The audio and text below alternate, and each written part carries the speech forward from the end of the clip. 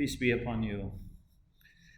In the name of God, the compassionate, the merciful, I am very grateful to God for being able to meet again here at Tangaza University. As Father Innocent said, when we had the 8th round of Catholic Shia dialogue in Subiaco Center, we had 2 half-day programs here in Tangaza, and the theme was Unity of God and Unity in God, the same theme of our dialogue. And thanks to God, we felt that this is something that we strongly believe and agree on, and we can work for it. So the idea was every year we would have something on this. So thanks to God, now this is the 4th year that there has been course. There was also a conference. There was also inauguration of IRDIS. So there have been many occasions. Also Father Innocent and Matthias visited Cologne.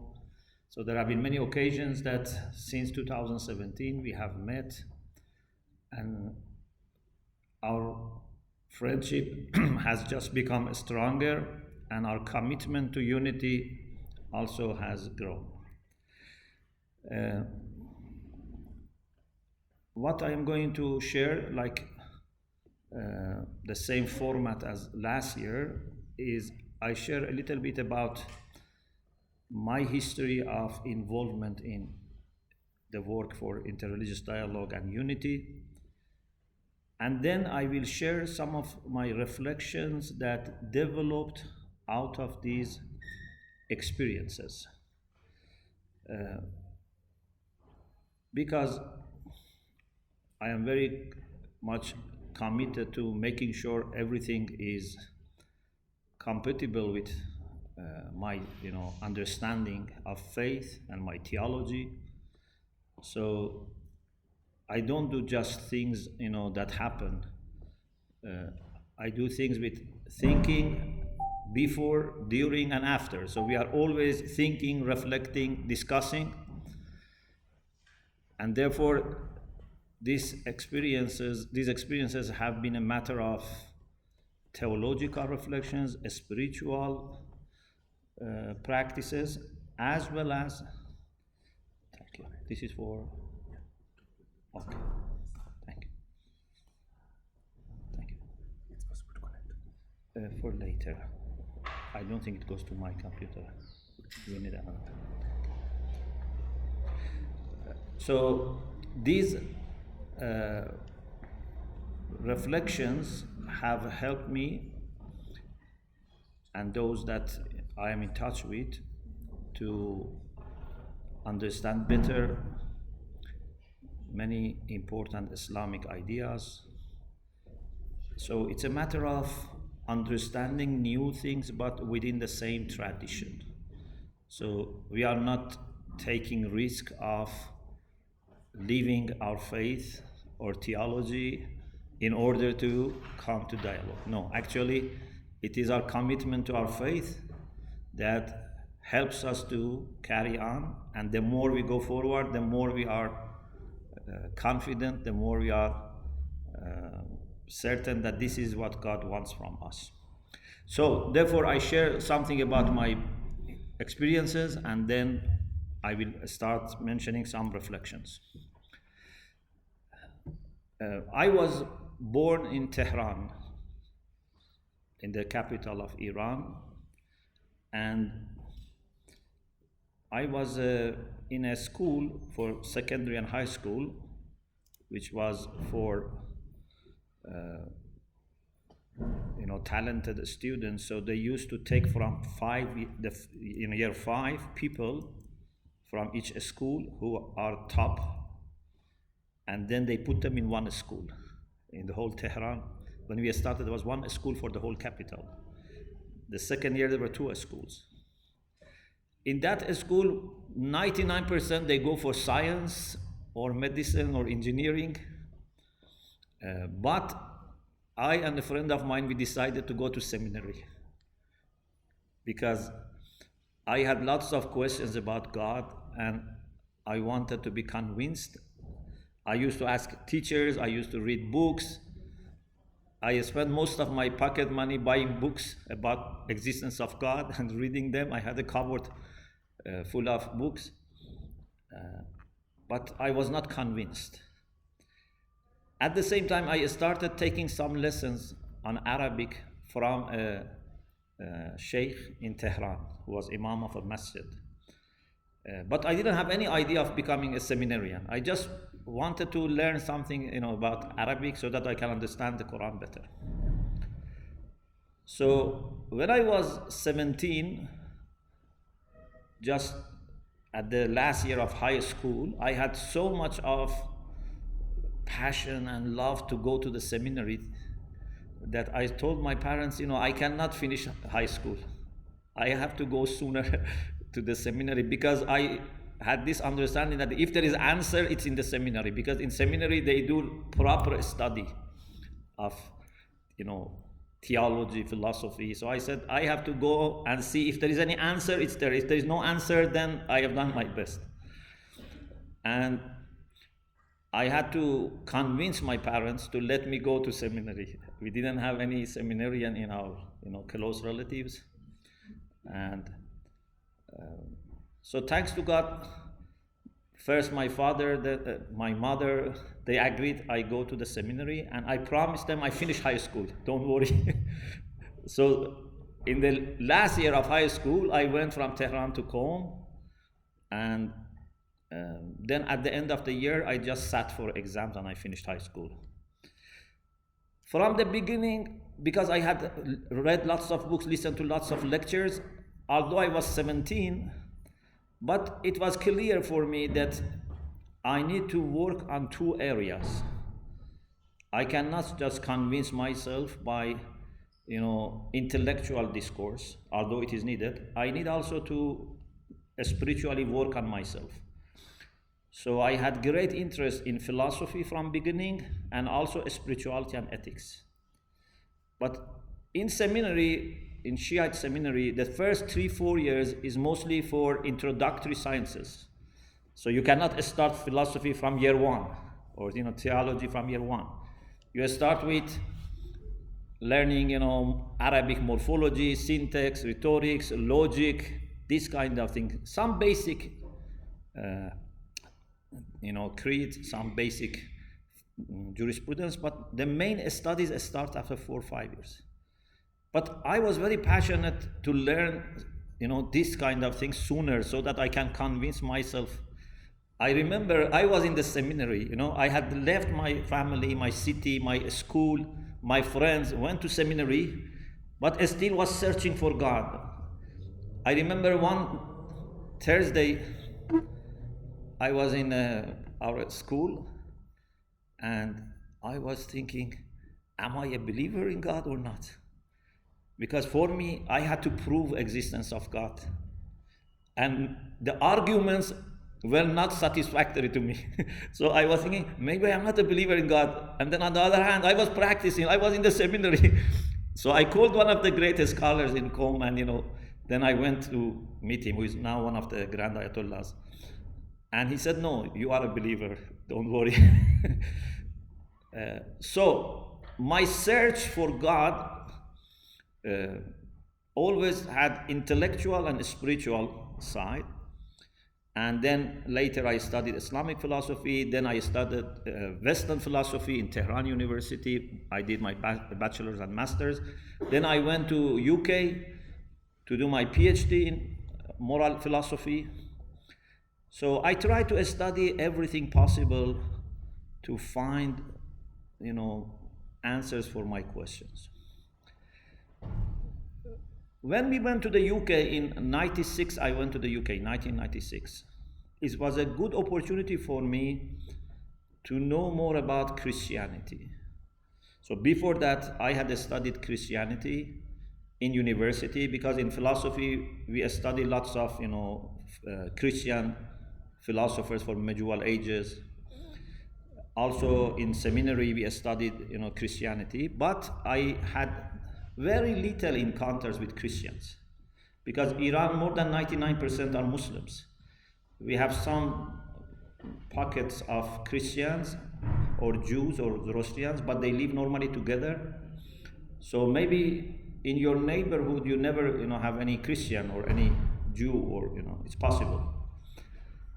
So when I went to the UK, I thought this is a good time for me to know more about Christianity as lived and practiced, not as taught by others or you find in media, etc. My study was not about theology or interfaith. My study was on ethical relativism. It was purely philosophical. But this was my side, interest, which later became, the main interest. So, thanks to God, my wife had a friend who was with her in the seminary, because she also studied in seminary in Qom, who had gone to Italy, and she knew about Focolare movement. So in the UK, at that time, 96, 97, there were not many forums, many groups for interfaith. And you cannot knock the door of every person who is Christian and say, are you happy to have dialogue, especially if you have, serious interest. And in large, the society is also secular, it's not very, Christian. Some people may think, for example, West is Christian, but unfortunately, many times it's not that much Christian, it's just secular. So through her friend, my wife's friend, we were introduced to Focolare, and then one of them visited us in Manchester, and then we were told that there is a day meeting in University of Hope in Liverpool. This is organized by the Focolare. These stories that I mentioned, these are very important because it's telling how everything leads to something else. If we are open and if we appreciate what God brings to, our life, then it can take you to the next step. At that time, we didn't have any clue about what is going to happen. But now when you go back and look, you see everything was well prepared by God. If there were mistakes, it's from my side. But everything beauty is coming from God. So now this is first time I, as a Shia Muslim, and I am Imam of Manchester Islamic Center, but it's the first time I'm attending a meeting organized by Christians, and there were hundreds of Christians, and they were talking about love and unity, and we found lots of similarities, and we felt very happy because we were away from also Qom, which is a religious city. We felt somehow disconnected from faithful people because we had a small community. But now we found there are people who are Christians but very devoted, very sincere. So that was a great day for us. Next to me there was a monk, Benedictine monk and priest, Father Jonathan. And it just happened, I don't know how this happened, that we sat next to each other. And I told him, I like to visit a Christian seminary.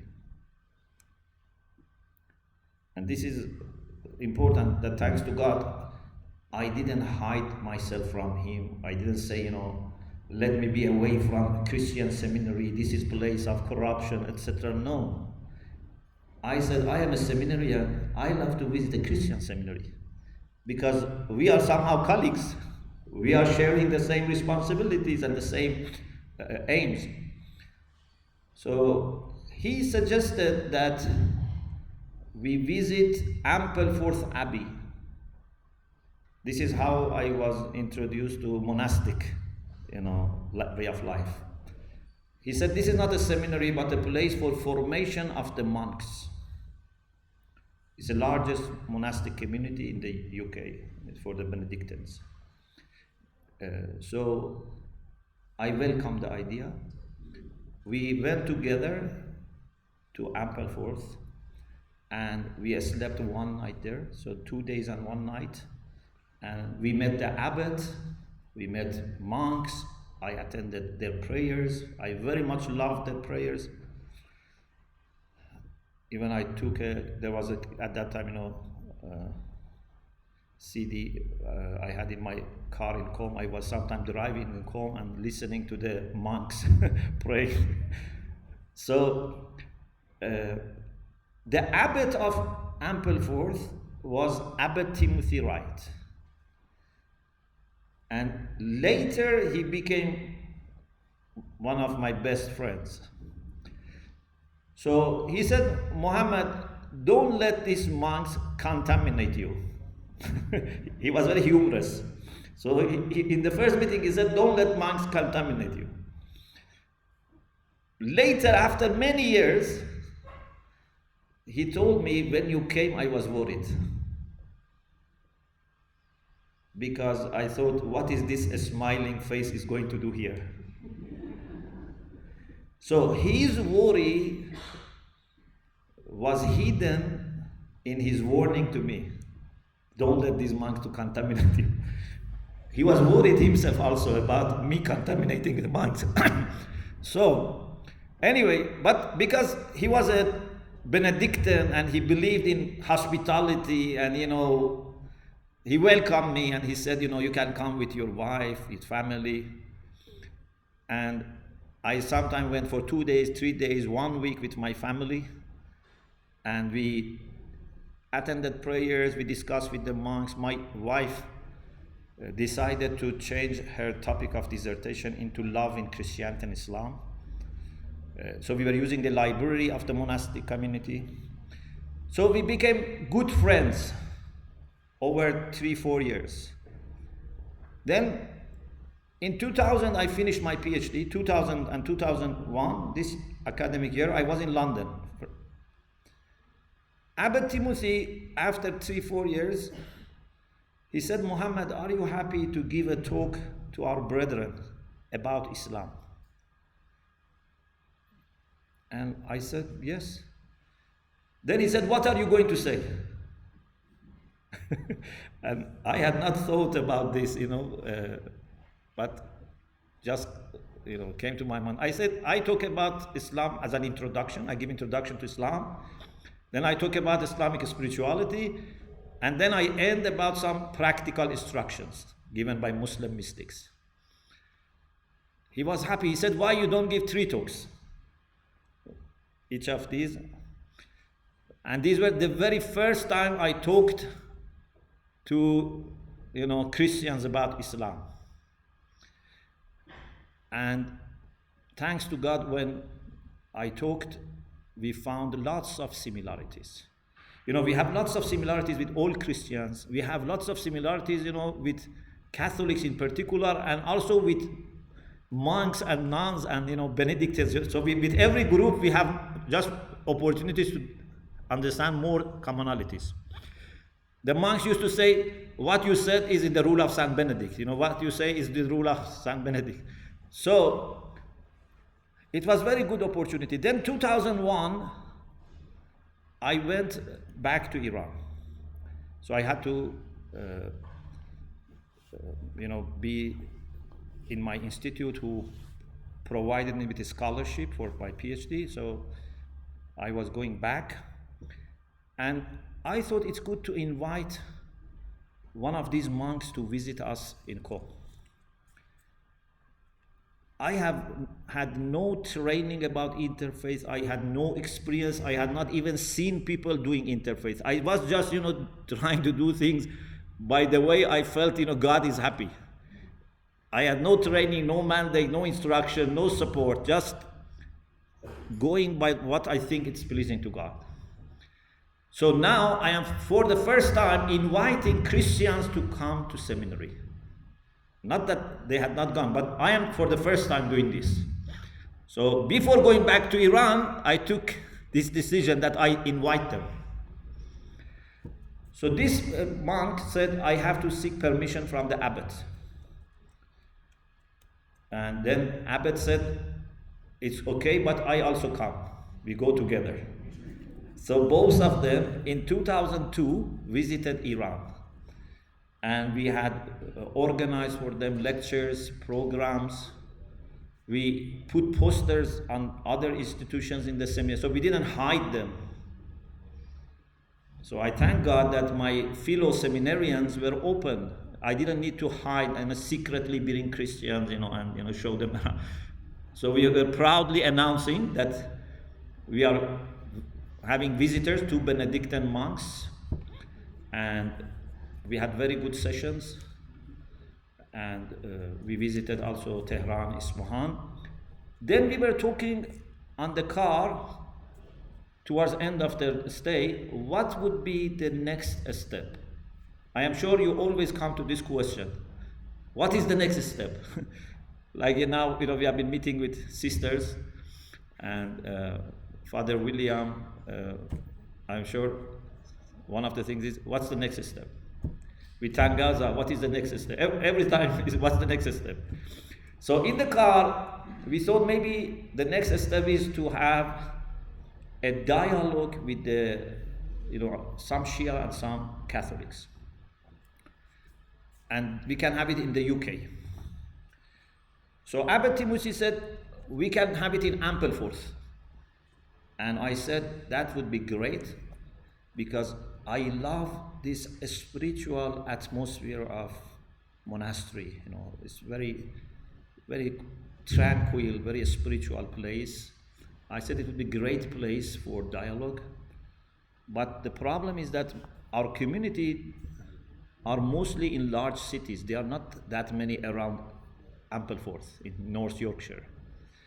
So we decided to have one day in London and the rest in Ampleforth. So in July 2003, it happened that it was the day after bombing in London. There was a bus that was, exploded, and our dialogue started just the day after that. So the passage of time just makes it clear that our dialogue is much and more needed. So we started the first Catholic Shia dialogue in July 2003, one day in Hithrop College, which was run by Jesuits, and the rest in Ampleforth. And then we had a wonderful time. Most of people there for the first time were meeting a Muslim or a Christian for a few days, discussing almost maybe all or maybe 90%, just for the first time they were together. And it was considered by the tablet as the first major British encounter of the Catholic theologians with the Iranian Shiite theologians. Then we decided to continue. So next year, 2004, 4 people visited Iran, and we published a book. Then 2005, 2007. Then from 2011, Father William, who is General Secretary of Monastic Interreligious Dialogue, was involved heavily in organizing and everything. So from round 4, we had the first round with Monastic Interreligious Dialogue, which was in Sant Anselmo in Rome. The first 3 rounds were in UK. Round 4 was in Sant Anselmo, which is for the Benedictine, the college for Benedictine community. And 5th was in Iran, 6th was in Assisi, and 7th was in Iran, 8th was in Nairobi, 2017, and 9 was in the UK. We will see a short clip about round 9. And round 10 was in France last year, September. And now we are here for an offshoot of our dialogue, which is especially for sisters. But this is only just one line of my relation with Christian community. Then on the side, we have many other parallel lines. I didn't meet any person who had interest in dialogue, and then I didn't try to, establish relation. So I tried everything possible. So thanks to God, with our Focolare friends also, our relation grew. First, with my family, we try to visit Focolare in every city that they are in UK. I was busy with my studies, I was busy with my community, but I said this also Important. So we visited Focolare in Liverpool, in Glasgow, in Aberdeen, in Leeds. And then in 1999, for the first time, I went to Italy. We were invited by Focolare for meeting with Muslims. There were more than 300 Muslims. And we also were invited by Vatican because Vatican had some programs for the new millennium. So in 1999, it was my first visit of Vatican and some Catholic institutes. But then I told one of my Focolare friends, Dimitri, who was in Rome at that time, we knew each other from UK, I want to know more Catholic Church. So in 2000, I went alone and spent some days. We visited many places in Vatican. We visited many churches. I also went with him to Assisi for the first time. I went to Padua, Perugia. So I spent time, I slept, ate, everything together so that I have better understanding. Then when I traveled, I tried to meet Shia Muslims and also my Focolare friends. So in many countries, US, Canada, up to Philippines, I have visited Focolare and we spent time together. Then I used to take groups to Italy, men, and then later we took a group of women to Italy to show them the Catholic Church and also Vatican and in particular Focolare. We had even a 4-week program for some of the sisters, like Sister Isra and I think Sister Shahnaz. You were there also for 4 weeks? Yeah, some of the sisters were there. So, what happened was that, over these years, you are always praying for guidance, you are thinking, you are studying, you are discussing, you are meeting people.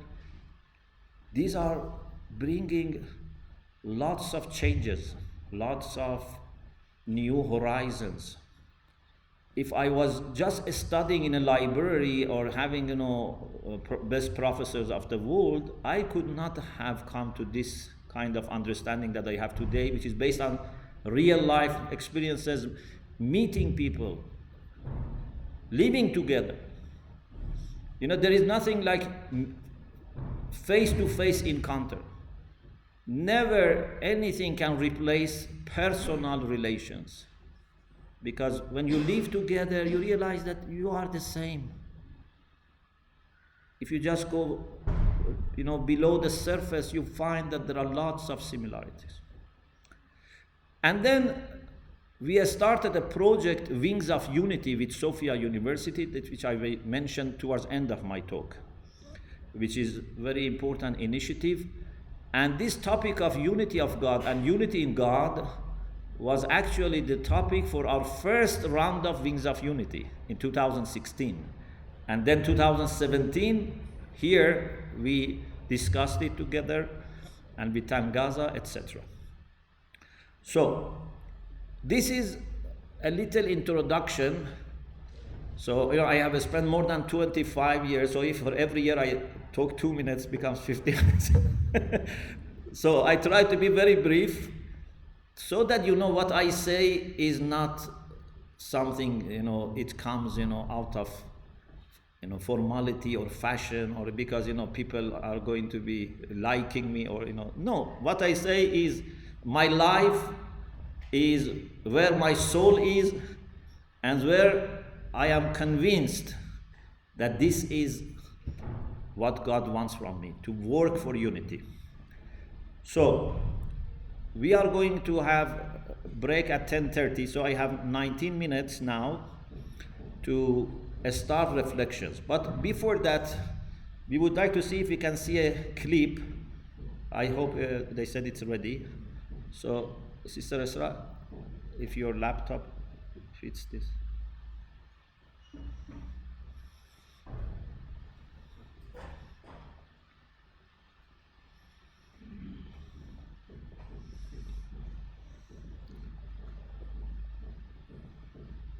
You are connected to internet?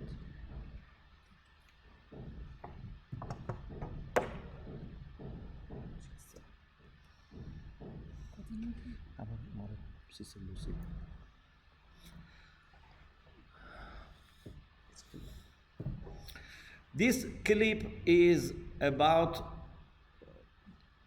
the ninth round of Catholic Shia dialogue, which was in 2019 in the UK, and the theme was faith and mission. And also, we visited one of our sisters, Sister Lucy, who was a Benedictine sister, and because she passed away afterwards, we dedicated this clip also to her. This is example of one of our rounds of dialogue with monastic community.